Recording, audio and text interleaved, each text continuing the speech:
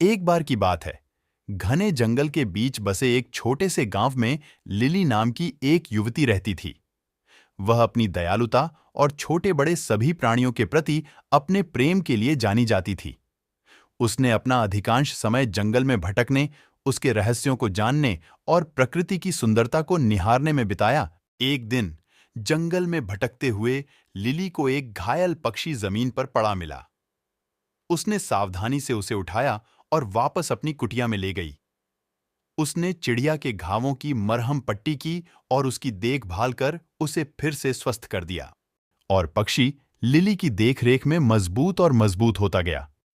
वह अपने दैनिक दिनचर्या के बारे में जाने के दौरान उसके कंधे पर बैठ जाती थी और वे एक दूसरे से बात करने में घंटों बिताते थे। एक दिन चिड़िया ने लिली से साफ और स्पष्ट आवाज में बात की। मेरी जान बचाने के लिए धन्यवाद, इसने कहा। मैं सिर्फ कोई पक्षी नहीं हूं, मैं एक जादुई पक्षी हूं। मेरे पास आपको 3 इच्छाएं देने की शक्ति है। उनका बुद्धिमानी से उपयोग करें, क्योंकि एक बार उनका उपयोग किया जाता है तो उन्हें वापस नहीं लाया जा सकता है। लिली चकित और प्रसन्न थी। उसने लंबे समय तक और कठिन सोचा कि उसे क्या चाहिए। अंत में उसने अपनी पहली इच्छा की। मैं अपने गांव के लिए भरपूर फसल की कामना करती है, ताकि कोई भी भूखा न रहे। अगले ही दिन गांव के चारों ओर के खेत भरपूर फसल से लहलहा उठे। लिली की दयालुता के लिए ग्रामीण चकित और आभारी थे।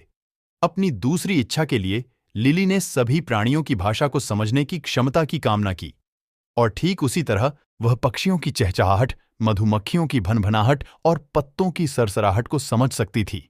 जहां तक उसकी तीसरी इच्छा का सवाल है, लिली ने बहुत देर तक सोचा कि वह क्या चाहती है।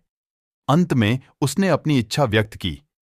मैं हमेशा प्यार और खुशी से घिरी रहना चाहती हूं। और ऐसा ही था। लिली ने अपना शेष जीवन प्रेम और प्रसन्नता से घिरा हुआ बिताया। उसने जंगल का पता लगाना और जरूरतमंद लोगों की मदद करना जारी रखा। ऐसी मजेदार कहानियों के लिए मेरे साथ बने रहिए। धन्यवाद।